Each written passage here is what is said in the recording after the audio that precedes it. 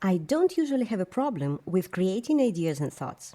They pop into my head when I am observing the world around me, answering questions from those I am helping to put their lives in order, or learning from my own or other people's mistakes. The second is always better than the first, of course. For the week of May 6, 2024, I would highlight three main thoughts. Number one, about how we misjudge risks. Number two, about cutting corners. And number three is about three things to do if you find yourself in the company of successful people on purpose or by accident. Watch to the end. I'll unfold each of them for you. Number one, risk is something that is associated with two things. On the one hand, risk is associated with fear of losing, damaging something, or even dying. On the other hand, risk is associated with some kind of action or decision.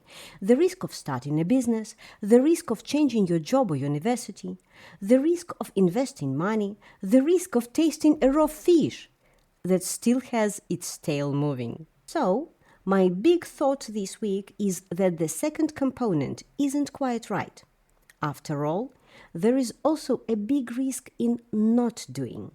The risk of having one single source of income, which means always being dependent on the employer's whims. The risk of spending your whole life in a job you don't like and never achieving your innovative dream. By the way, this is not only your risk, but also the risk of people around you who will never try your product. The risk of staying around people who don't share your values and aspirations. And what's more, the risk of marrying or being married to someone from that very same circle of people and going through life without the support of the closest person.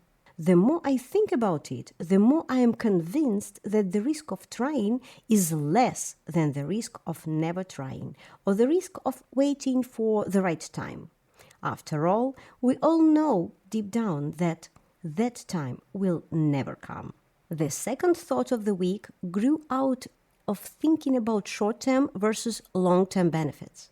The nuance, after all, is that we are accustomed, or we have been conditioned, to getting everything here and now. Coffee is instant, purchases by credit, and etc. Therefore, the idea of getting what we want by cutting corners doesn't seem to be something strange or special. It seems like a natural choice. What do I mean by cutting corners? In high school, we used to run laps around the stadium. You used to do that, didn't you? And when the coach looked away or was immersed in his notes, many of us decided to reduce the size of the lap by running through the stadium. The benefit was obvious. You'd use less energy and move to a more interesting activity faster. Many students were able to do this unnoticed and were always proud of their resourcefulness. Well, it's not resourcefulness, it's cheating. Like any unfulfilled obligation, like copying off your classmate, like appropriating someone else's results, like manipulating a relationship to get a better deal. The irony is that you get to do it a few times, even dozens of times, and then you become careless and get caught, and your whole reputation blows up.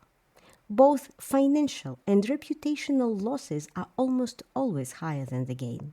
So, my advice is not to cut corners. And finally, my thought number 3. I hope you are not yet tired of listening to me and have not switched because of what I advised in the previous section. So, what are the 3 things to do when you find yourself in the company of successful people? First of all, let me note that when I talk about a successful person, I mean his or her results in a particular area. In other words, a successful mom is not necessarily successful in managing her finances, and a successful businessman may have sacrificed his health or even misused alcohol. Therefore, it is very important to take an example from a person exclusively in the sphere where he or she has the fruits that you want in your life. And if you are lucky enough to be close to such people, I advise you to do 3 things.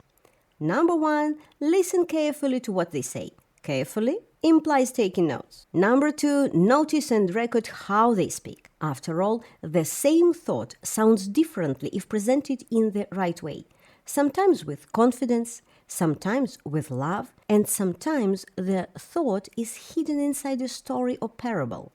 For example, Jesus Christ favored the idea of parables, and history has shown that he was very effective in communicating his wisdom and truth to his listeners. And number 3, attack your problems with this information immediately. Don't wait for the problem to grow in size. Don't wait for the right time. If you get your hands on a bow and arrow, shoot it. If you receive a remover, use it to clear away the dirt or clog. If you got the instructions and how to use them, apply. And if you liked what you've heard, then click like, subscribe, and send it to someone who also needs good thoughts.